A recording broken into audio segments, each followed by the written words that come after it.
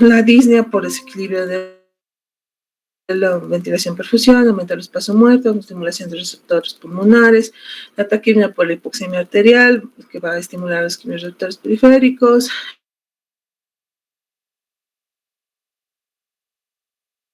el dolor torácico por el infarto pulmonar distal,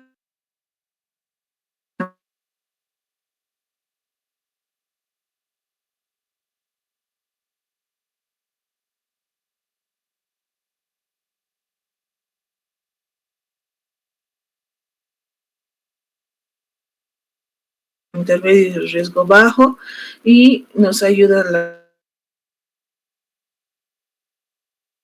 a considerar la directamente a emergencias. Entonces vamos a tener scores de predicción clínica como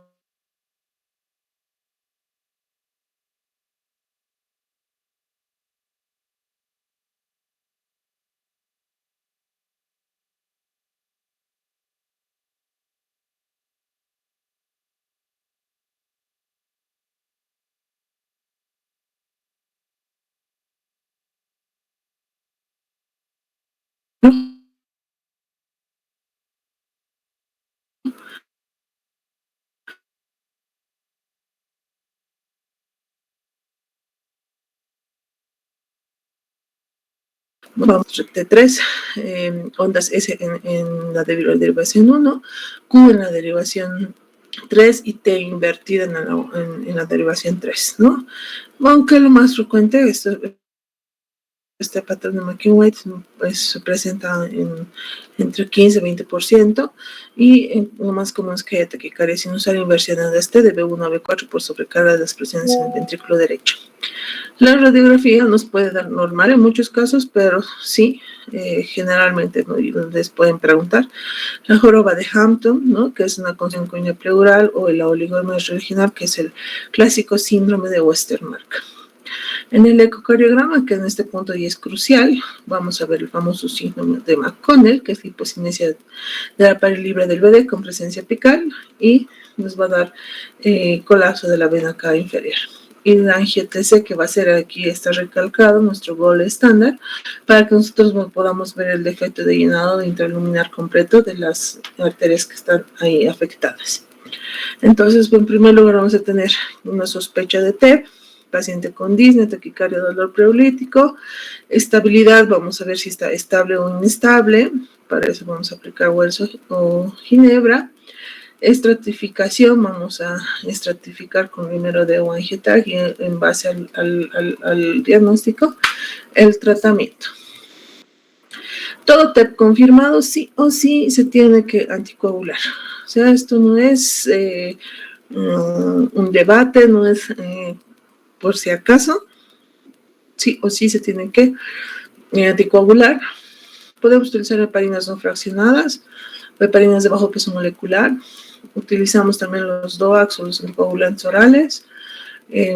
Utilizamos la no fraccionada en bolo más infusión, o en bajo peso molecular la oxaparina. Vamos a utilizar apixaban, rivaroxaban en estables. Ya habíamos hablado de esto. La anticoagulación no va a lisar el trombo, pero va a inhibir que la progresión o esos trombos vayan migrando más allá. La trombólisis ya es el tratamiento como tal. En alto riesgo con instabilidad hemodinámica y shock refractario, podemos utilizar alteplasa 100 miligramos de perfundida en 2 horas o alteplasa. Disuelve el trombo agudo y disminuye la poscarga velozmente.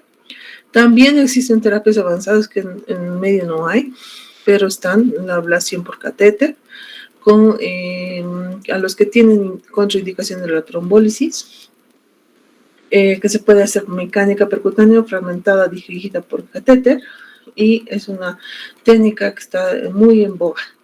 El filtro de vena cava, ya cuando estos pacientes tienen trombosis venosa profunda en ilíacas, femorales y demás, entonces ahí estos pacientes tienen que instalar un filtro de vena cava inferior para que esos trombos no viajen de las extremidades, ¿no?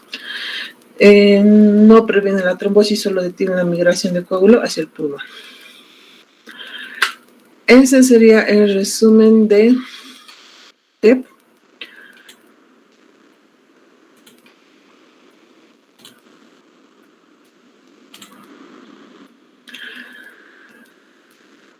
EPOC va a ser este flujo limitado y persistente, ¿no? Basado en la evidencia, fisiopatología, EPOC y asma, que nosotros, o sea, esto es como que un resumen del tema grande, ¿no?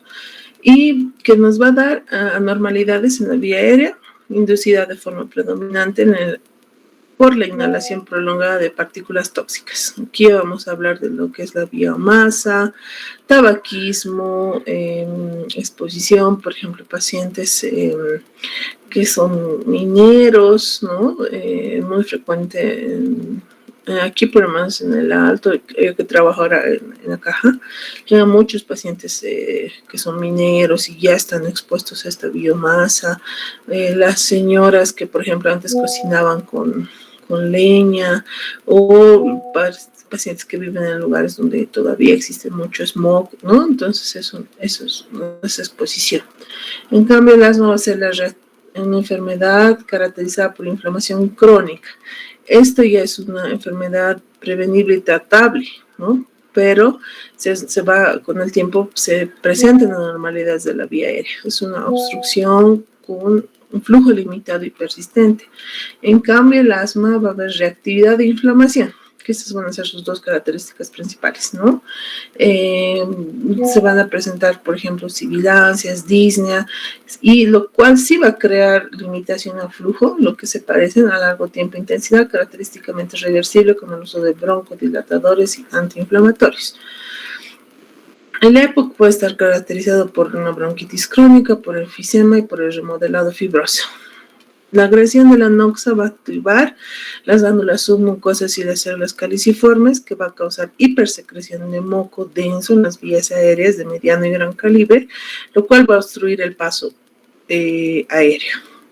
El enfisema va a ser el desbalance proteasa-antiproteasa y la elastólisis, que va a destruir las membranas de los septos alveolares. Esto va a producir una pérdida irreversible de la superficie capilar útil para el intercambio gaseoso. Y ahí está nuestra diferencia. Esto se va a ir cerrando, el bronquio se va a ir estrechando por esta hipersecreción mucosa, y el enfisema se va a romper la superficie capilar, donde ya no va a haber este intercambio gaseoso y simplemente se va a insuflar y no va a haber ese intercambio que habíamos hablado previamente. El remodelado fibroso va a ser la lesión epitelial repetitiva, provoca una reparación aberrante que va a inducir fibrosis peribronquial progresiva en la vía aérea pequeña, estrechando permanentemente el lumen terminal. Todas estas patologías pueden desembocar en una fibrosis. Y ojo que EPOC y PIT son cosas diferentes. No tengo resumen de PIT, pero ahí van a entrar ustedes. En consecuencia, va a ser una consecuencia mecánica del atrapamiento. Va a aumentar el volumen residual, tienen que repasar los conceptos del volumen tidal, del volumen, o sea, el volumen corriente, el espacio muerto, el volumen residual, ¿no? Que eso se ve en fisiología respiratoria. Y hay un colapso respiratorio prematuro, la destrucción de la elastina pulmonar por el enfisema. Recuerden que el enfisema se rompe la barrera capilar y va a remover el soporte estructural radial que mantiene abiertas las pequeñas vías durante la aspiración. El aire va a entrar de forma pasiva, pero no puede ser completamente exhalado debido al colapso de la vía aérea, generando atrapamiento aéreo. Y ojo que esto va a ser clásico de los pacientes epocosos, atrapan y hacen insuficiencia respiratoria crónica, acidosis respiratoria crónica, porque van a atrapar.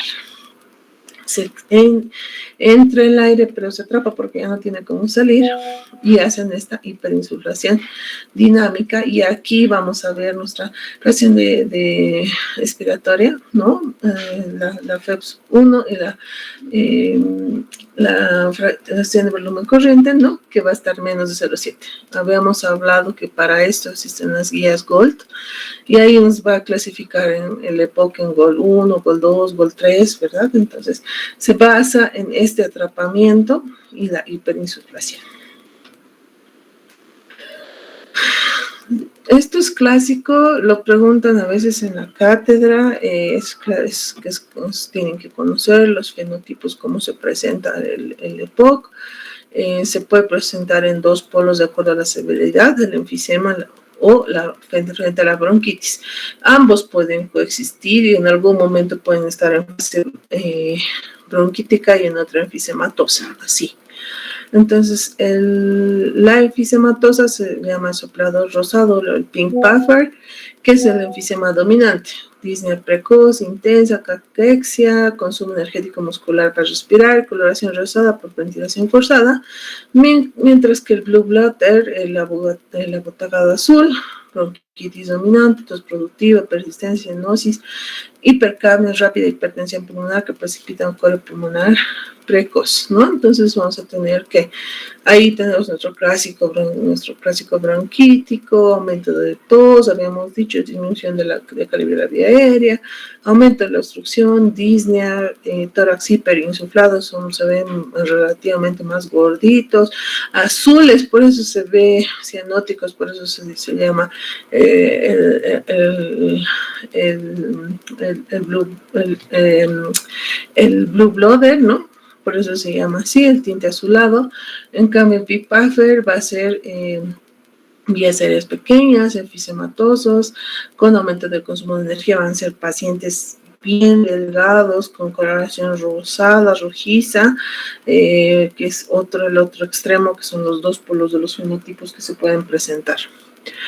En cuanto ya al asma, ya habíamos dicho que va a predominar lo que es la inflamación, y el asma es otro mundo, ¿no? Puede haber alteraciones, en los últimos años ha dado mucho un boom de que sí, efectivamente va a haber una obstrucción al flujo, pero también hay esta la inmunopatología que se va a dar, ¿no? Esto es importante porque no recuerdo bien, pero en alguno de los momentos, por ejemplo, cuando estaban en sus exposiciones, han hablado de nuevas terapias, inmunomoduladoras y demás. ¿Y de dónde van a hacer todo eso? Van a ser de toda esta inmunopatología, ¿no? Entonces, si ya son varios temas que estamos hablando de la inmunidad innata, etcétera, etcétera, ¿no? Entonces, van a estar, por ejemplo, involucrados. Este tema es generalmente se expone en 2 horas. Van a estar involucradas muchas citocinas, por ejemplo, células dendríticas, interleucinas 33, la IL-1, la 25, la 5, la 13, ¿no? Que nos van a dar alteraciones en el epitelio, luego en su amplificación, ¿no? Y alteraciones en la vía adaptativa, y también nos van a crear los famosos endotipos, ¿no? En términos generales, nos va a dar ¿qué?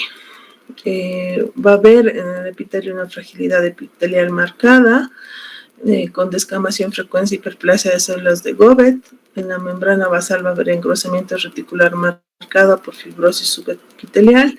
En el músculo liso va a haber hipertrofia, hiperplasia del músculo, y el parénquima pulmonar va a estar normal. Eso en el asma. En cambio, en el EPOC, que puede ser la bronquiolitis o el enfisema, va a haber metaplasia en el epitelio, la membrana puede estar relativamente conservada o característica sin engrosamiento, el músculo liso va a estar con afectación mínima, y en el parénquima alveolar va a haber destrucción septal y capilar por la elastolisis destructiva. Y aquí tenemos un cuadro un poquito más específico de cómo está el estímulo iniciador, el mecanismo inmunológico, las células inflamatorias predominantes, los mediadores inflamatorios, el mecanismo fisiopatológico principal, el remodelado de la vía aérea, la alteración funcional predominante, la reversibilidad de la obstrucción, la alteración del intercambio gaseoso, las consecuencias fisiopatológicas finales, que van a variar. Estos temas generalmente yo siento que se llevan relativamente juntos porque existe un overlap, también se puede llamar. Es como que se conjuncionan o en algún momento se fusionan, se sobreponen, eso creo que es la traducción del overlap. Entonces, ¿por qué se da la EPOC? Exposición crónica al humo, tabaco, biomasa, contaminación ambiental o partículas masivas. Ya habíamos hablado de los DAMPs, de los PAMPs, inflamación innata adaptativa, TGLP1 y la TC1, macrófagos, neutrófilos, linfocitos CD8, necrosis tumoral alfa, IL-1, IL-6, IL-8, interferones, radicales libres ROS, las metaloproteinasas, disminución de las antiproteasas, inflamación crónica, desequilibrio proteasa-antiproteasa, estrés oxidativo, destrucción alveolar, enfermedades de vías pequeñas, fibrosis peribronquial, hipertrofia de glándulas mucosas, limitación al flujo aéreo con atrapamiento aéreo y hiperinsulación, parcialmente reversible o irreversible en algún momento, alteración de la ventilación perfusión, destrucción de la membrana capilar y aumento de los del espacio muerto fisiológico, hipoxemia progresiva, hipercapnia en fases avanzadas e insuficiencia respiratoria tipo 2 durante las exacerbaciones. En cambio, el asma ya es por alergenos, infecciones virales, ejercicios aire, frío, irritantes, fármacos o estilos ocupacionales. Yo me acuerdo cuando estaba en Santiago de Chile, hay unos parques bellos y hermosos, pero como que daba un viento y volaban así los polen de los árboles, de las flores, así, y daba así como cuando estás en un área donde hay tierra y da el viento y te da a la cara, igualito venía el polen de los árboles en primavera. Entonces eso es muy, muy frecuente en pacientes que son atópicos y demás, ¿no? Infecciones virales en épocas de invierno, ejercicio, el aire frío, etc. Va a estar mediado por los T helpers 2, ¿no? En algunos casos inflamación neutrófilica, que va a ser el asma no T helper 2, ahí es una de las clasificaciones no fenotípicas.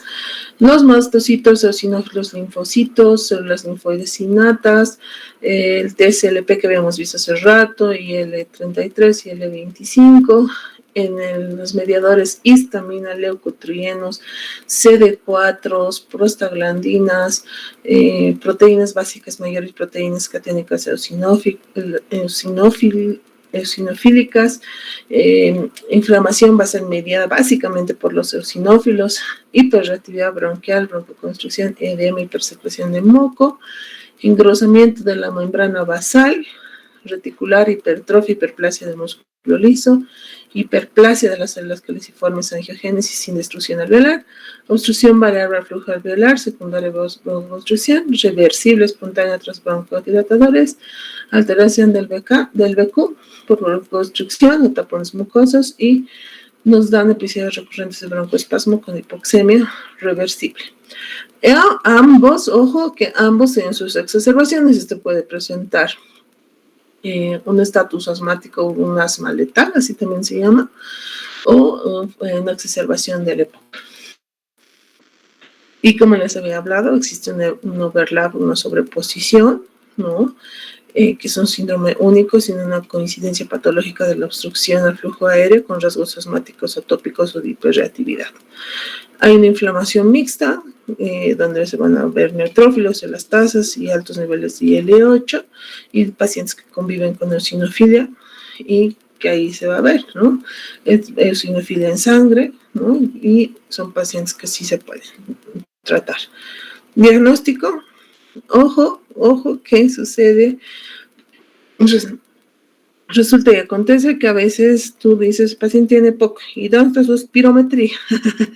Y no tienen espirometría. Ese es el gol estándar para el EPOC. Sí o sí tiene que tener una espirometría para que nosotros cataloguemos cuando está disminuida nuestra relación FEB1 y FBC menos de 0,7 y nos da que tiene EPOC. Clasificamos en el grupo ABC o D o E, y en base a eso nosotros vamos a ir dando el tratamiento. Existen biomarcadores, niveles de eosinófilos, se puede utilizar otros tipos de biomarcadores. Me parece que han mencionado varias formas de diagnóstico en la época en los temas que hemos avanzado. Y el tratamiento, que ustedes tienen que tener su cuadro grande de lavas, lamas, sabas, etcétera, ICS, para que ustedes sepan. En eso no le pueden fallar, ¿no? Lo mismo en el asma, confirmamos, se puede hacer una espirometría, no se puede utilizar por si acaso sabas solos, siempre se van a utilizar aquí los corticoides inhalados, y demás. Te puedo utilizar también la terapia MAR, que son de mantenimiento y de rescate, y ya hoy por hoy ya se utilizan los componentes biológicos que ya son dirigidos por biomarcadores, ¿no? Y pues bueno, ahí existen nuestros abalamas y los ICS, nuestro famoso albuterol, salbutamol, el levalbuterol no tenemos hipertropio, hay salbutamol no es hipertropio, tenemos criotropio, no hay el glicopironio, pero sí tenemos el tiotropio, hay salmeterol, hay formoterol, hay budesonida, hay fluticasona. Entonces todos los esquemas se pueden utilizar de acuerdo a la línea que nosotros estemos tratando. Se pueden combinar SABA más SAMA, LABA más LABA, LABA más LAMA, LABA más ICC, y también en casos graves ya la triple terapia. El tratamiento no farmacológico del EPOC: dejar de fumar, rehabilitación, vacunas. Ojo, muchos pacientes deberían tener su vacuna neumocócica y de COVID, no tienen, y luego se complica, ¿no? Los broncodilatadores van a ser la base del tratamiento, los ICS van a ser y demás. En el asma, este es el resumen que más o menos ya lo hemos visto, ¿no? Están estos biomarcadores, por así decirlos. Lamentablemente no tenemos muchos de ellos en el país, pero en base a estos biomarcadores, el TSLP y el S2, TGLPR2 y el E4 y demás, se puede hacer una clasificación por fenotipos que van a describir cómo se presenta en diferentes personas el asma. ¿Por qué? Porque puede presentarse como TGLPR2 alto, alérgica o eosinofílica, o no alérgica, con obesidad inducida por el ejercicio de inicio tardío y el asma ocupacional. También se puede clasificar por la eosinofilia con marcadores de IgE elevadas, o con la que se llama la pausa granulocítica, ¿no? En estos, por ejemplo, no se les da ICS porque son resistentes a los corticoides inhalados, ¿no? En cambio, en estos sí se puede dar biológicos, anti-IgE, anti-L5, anti-ILR4R. En cuanto a la clasificación del ILR1, L1, que es la interleucina 1, el receptor LAIC1, ¿no? Vamos a ver, según la clasificación, si tenemos para medir esto, lo medimos, y en base a eso vamos a clasificar los pacientes con alta inflamación o para los que son candidatos a biológicos. Lastimosamente no tenemos el medio, pero tal vez cuando ustedes ya sean un poquito especialistas, un poco mayores, ya vamos a tener para que nosotros podamos guiar el tratamiento de uso de biológicos, ¿no? Y lo mismo, según el endotipo, nosotros vamos a utilizar en el asma lo mismo. SABA, SAMA, LABA, LAMA, y en base a eso vamos a poder utilizar, ya hemos visto esto, el omalizumab, el risdiplam, el benralizumab, dopilumab, el tezepelumab, son biológicos, ¿no? Inmunomoduladores que se van a relacionar con los fenotipos que ya los habíamos mencionado. Y pues bueno, el último tema, como les he dicho, ustedes van a preparar el tema de PIT. Insuficiencia respiratoria, este cuadro ya lo hemos visto, lo hemos hablado en el tema de edema de pulmón de la altura. Habíamos dicho que existen mecanismos fisiopatológicos que nos van a dar alteraciones de la ventilación perfusión, de shunt intrapulmonar, alteración de la difusión, alteración de la perfusión en espacio muerto y la hipoventilación pulmonar. Entonces tenemos que va a haber una alteración entre la ventilación y perfusión. Algunas unidades alveolares van a recibir poco aire y otras poca sangre, generando una desigualdad en la ventilación-perfusión. Esto nos puede causar por broncoespasmo, por secreciones, por atelectasias, enfisema, ventilación heterogénea, redistribución de flujo sanguíneo y disminución del contenido arterial de oxígeno, lo que nos va a dar hipoxemia con gradiente alveolar arterial aumentado, un CO2 generalmente normal al inicio, con buena respuesta al oxígeno suplementario que se puede dar en EPOC, asma, neumonía inicial, edema pulmonar inicial, y el tipo de insuficiencia respiratoria que nos va a dar básicamente tipo 1 hipoxémica. El shunt va a ser que la sangre va a atravesar el pulmón sin contactar con alvéolos ventilados, ese cortocircuito que habíamos dicho, ¿no? Los alvéolos van a estar completamente ocupados por líquidos o colapsados y mantienen la perfusión, pero van a carecer de esa ventilación. La ventilación va a estar igual a 0. Lo que nos va a dar que va a haber esa consolidación o colapso alveolar. La sangre venosa va a pasar sin oxigenarse y la mezcla con sangre oxigenada, lo cual va a disminuir la presión arterial de oxígeno. Nos da una hipoxemia severa con gran aumento del gradiente alveolar arterial y escasa o nula hipoxemia refractaria. Es clásico del distrés respiratorio. Y cuando ustedes escuchen distrés, es una hipoxemia que no responde al oxígeno. Neumonía extensa, edema agudo de pulmón, atelectasia masiva, y eso nos da una hipoxemia tipo 1 grave. Alteración en la difusión, que va a hacer que el oxígeno atraviesa lentamente la membrana alveolo-capilar. O sea, habíamos hablado del alveolo y no va a haber esta dificultad para atravesar. Nos va a dar aumento del grosor de la membrana, disminución de la superficie de intercambio, que se puede dar por fibrosis, edema en el intersticial, enfisema, menor difusión del oxígeno durante el ejercicio, el tiempo de contacto capilar es insuficiente, nos da hipoxemia progresiva. El CO2 puede mantenerse normal por su capacidad de difusión, fibrosis pulmonar, enfermedades intersticiales, enfisema avanzado, insuficiencia respiratoria tipo 1. Alteración de la perfusión, espacio muerto.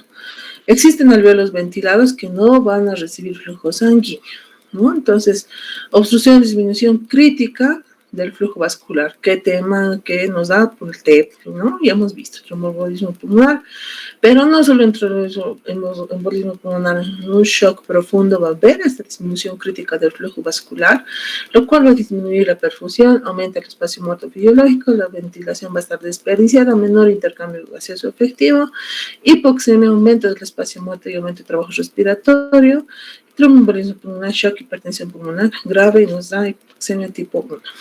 Hipoventilación alveolar global. La disminución global de la ventilación alveolar nos da un volumen de aire que va a llegar a los alvéolos que no va a ser suficiente o va a ser insuficiente para eliminar el CO2 y aportar oxígeno. Va a haber una depresión del centro respiratorio, una enfermedad neuromuscular, fatiga, disminuye la ventilación alveolar, retención de CO2, descenso de la presión arterial, presión parcial de oxígeno, hipercapnia, hipoxemia con gradiente alveolar arterial normal o discretamente aumentada. Se corrige la hipoxemia pero no la hipercapnia, sobredosis de opioides, por ejemplo, Guillain-Barré, miastenia, EPOC, nos da una insuficiencia respiratoria tipo 2 hipercápnica, y esta es la clasificación que deberían saber. Generalmente yo cuando era estudiante, o sea, hace muchos años, había la clasificación tipo 1, tipo 2 y la 3 que era la mixta. La 1 siempre va a ser la hipoxémica, la 2 la hipercámica, pero hoy por hoy nosotros utilizamos esta clasificación que nos da la clasificación fisiopatológica en 4 niveles. La tipo 1 la hipoxémica, la tipo 2 la hipercámica, la 3 la perioperatoria telestásica y la 4 asociada a shock, ¿no? Y ahí tenemos cuál va a ser la alteración primaria. Obviamente nos va a dar una tipo 1, disminución de la presión parcial de oxígeno, menos de 60, la disminución del aumento de la presión parcial de CO2 más de 45 a 50 y nos va a dar alteraciones de la ventilación perfusión, el shunt que habíamos hablado, de difusión o espacio muerto, ventilación, shock que habíamos hablado de difusión, y las características gasométricas en las patologías en donde podemos encontrar este tipo de insuficiencia. Entonces tenemos que según el mecanismo fisiopatológico, va a estar disminuida en algunos casos la PaO2, en otros la PaCO2, el gradiente alveolar arterial, la respuesta hacia el oxígeno y el tipo predominante de la insuficiencia.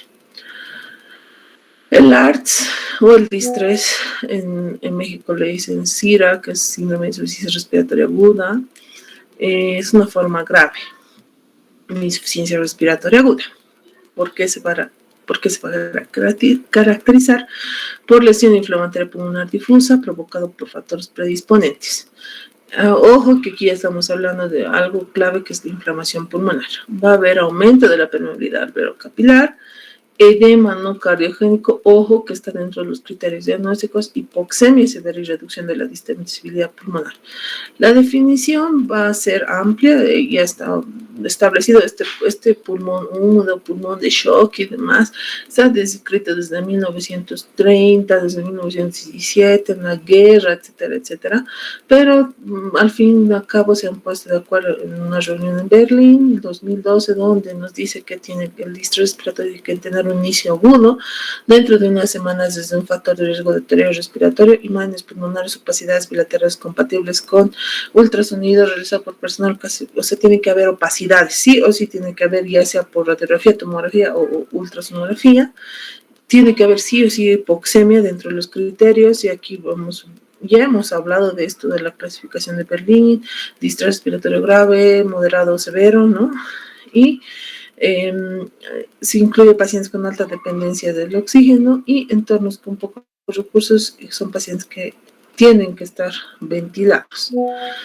En su fisiopatología nosotros vamos a ver que hay lesión epitelial y endotelial, el daño va a ser directo, ¿no? Pues son pacientes con neumonía o pacientes con sepsis, nos va a dar alteración, va a haber necrosis y apoptosis de los neumocitos tipo 1, tipo 2, se va a dar este edema no cardiogénico que habíamos visto, por alteración de las uniones estrechas, pérdida del aclaramiento, fallo en los transportadores de los ENaC, que va a impedir la respuesta nativa del edema, perpetuando el shunt, y la telestasis por compresión, el pulmón va a perder esa elasticidad, esa compliance va a estar reducida, requiriendo soporte dinámico para prevenir el colapso, y esto más o menos ya lo hemos visto, cómo está el epitelio normal, cómo está en una fase aguda, se activa en ese proceso inflamatorio, el intersticio se va a incrementar, este alveolo se va a inundar, hacen un edema rico en proteínas, se altera el surfactante, se activan las vías inflamatorias, macrófagos, factores de necrosis pulmonar, activadores de plaquetas, etcétera, etcétera, y va a tener una fase aguda, una fase exudativa, una fase proliferativa y una fase fibrótica, y ahí se va a poder, digamos, ir recuperando en teoría, ¿no? Resulta que en la pandemia es donde hemos visto todos los pacientes estaban con distrés respiratorio, y bueno, pues la mortalidad así entre 50 y 60%, ¿no? De cada 100 pacientes, 50 a 60 han muerto y otros 40 sí han vivido. Esto ha dependido mucho de cómo han funcionado sus vías inflamatorias. Disrupción del epitelio, daño de la barrera alveolo-capilar, disminución del clearance alveolar del fluido alveolar, disregulación inmune del huésped, estrés oxidativo, radicales libres y respuesta inmune adaptativa, ¿no? Entonces, esto nos van a dar pérdida de la integridad de la barrera alveolo-capilar, aumento de la permeabilidad, disminución de la producción surfactante, fuga de líquido rico en proteínas hacia los alveolos, persistencia del edema, hipoxemia severa, desbalance entre daños y reparación, lesión oxidativa y en algunos casos resolución, y en otro transición a fibrosis si el daño epitelial endotelial es persistente. Aquí se ha dado, yo creo, si el cuerpo era capaz de sanar, recuperaba, y si no, ya iba a fibrosis y muchos de los pacientes han fallecido, ¿no? La barrera alveolo-capilar va a ser esencial para mantener el intercambio gaseoso, el fallo en el aclaramiento del fluido alveolar central, la persistencia del edema pulmonar, el estrés oxidativo va a agravar el daño tisular e inactivar enzimas protectoras pulmonares, y la respuesta inmune va a desregular, perpetuar el daño en lugar de contenerlo, y la falta de control inmunológico puede llevar a fibrosis pulmonar post-distrés en fases tardías. Es las fases que habíamos hablado. Una fase aguda inicial, la exudativa, la proliferativa, la fibrótica y la de resolución. Pacientes han estado ventilados 20, 30 días, entonces va a depender mucho de las fases, cómo se van resolviendo o no, si no se resuelve más a la fibrosis. Por ejemplo, hay muchos, hoy por hoy hay muchas secuelas de los post-COVID, ¿no? El diagnóstico aquí ya lo hemos dicho. inicio agudo, menos de 7 días, imágenes pulmonares. El edema no tiene que ser de origen cardiogénico, eso tiene que estar claro. Y la clasificación que ya hemos visto, se puede utilizar la SAFI, ¿no?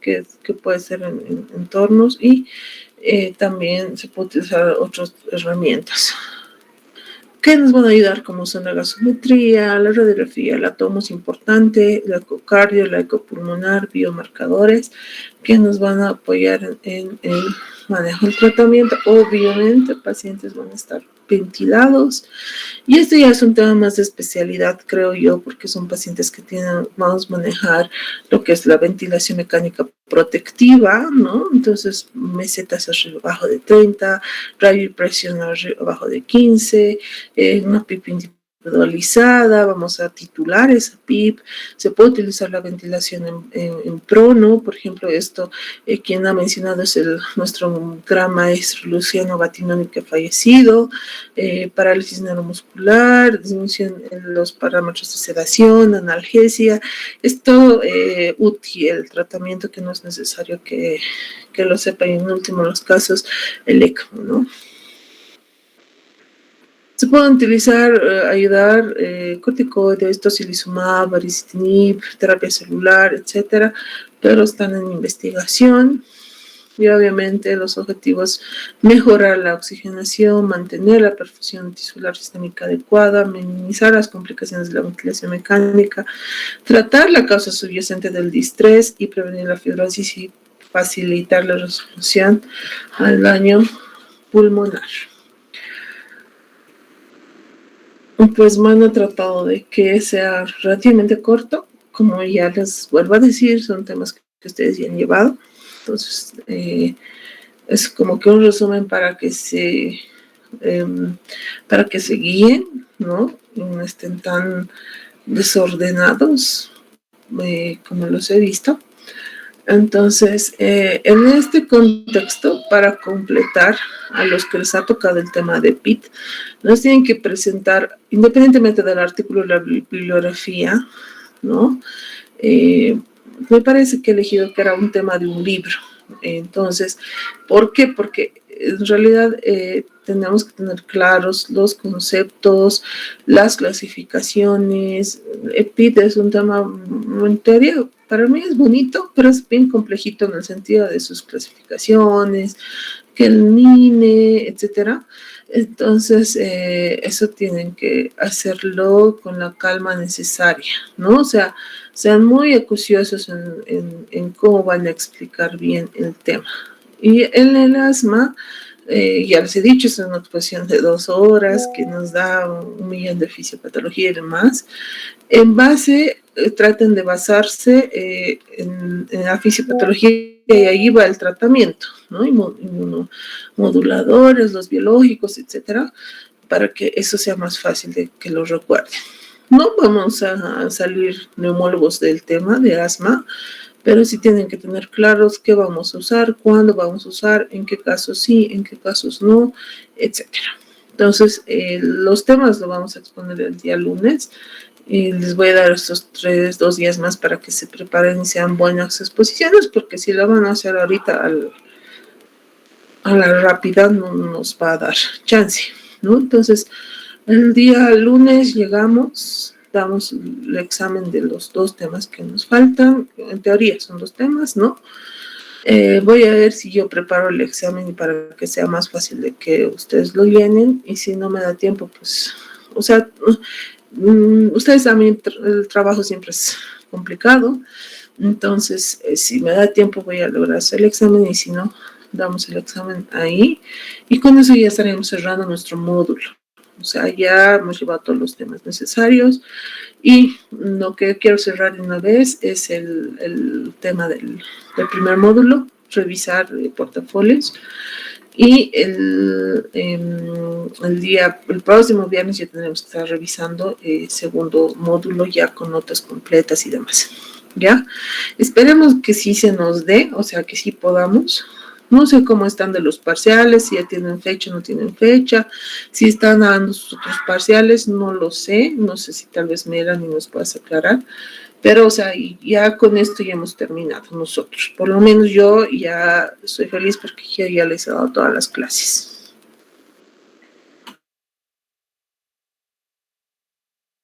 No sé, Melanie, si nos vas a aclarar lo de los exámenes y demás. Buenas noches, doctora. Sobre el parcial está para este sábado la fecha. Yo no les voy a atosigar si tienen parcial, ¿no? Entonces, si está confirmado y si se va a dar, entonces el día lunes estaremos revisando. Yo aquí ahorita tengo sus hojas de gasometría, etcétera, y tengo sus 2 mapas, ¿no? Entonces, el día lunes podemos hacerlo rápido, el examen, sus temas, que son 3 grupos, ¿no? Que faltan, y luego ya damos, les devuelvo sus cosas y hacemos la revisión al siguiente lunes. El viernes tienen para estudiar. No sé si les parece así.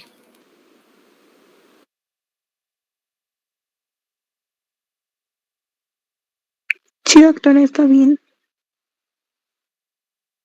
Ya, entonces en eso más o menos estamos quedando, ya, no se olviden el estudiar para su examen, ya tienen, espero que tengan mucho más claras las situaciones, entonces ya el día, con esto ya básicamente estamos cerrando el módulo y solo nos faltaría ese par de exámenes que sería lo último. Ya después tienen asignados todo en el Classroom, vayan subiendo, yo también voy a tratar de calificar este fin de semana las tareas que ya tengo. Lean bien, les voy a repetir, dice ahí en PDF, en vertical, no links, porque resulta que el fulanita me manda un link de Cam Scanner y cosas así, tengan mucho cuidado, están subiendo sus tareas súper tarde, les he puesto los horarios en el grupo, etcétera, todo eso se cuenta obviamente, ¿no? Entonces, eso nada más. Bueno, sigan estudiando, nos vemos, espero que esta guía les haya servido un poquito. Nos vemos el lunes. Buenas noches. Buenas noches, doctora. Buenas noches, doctora.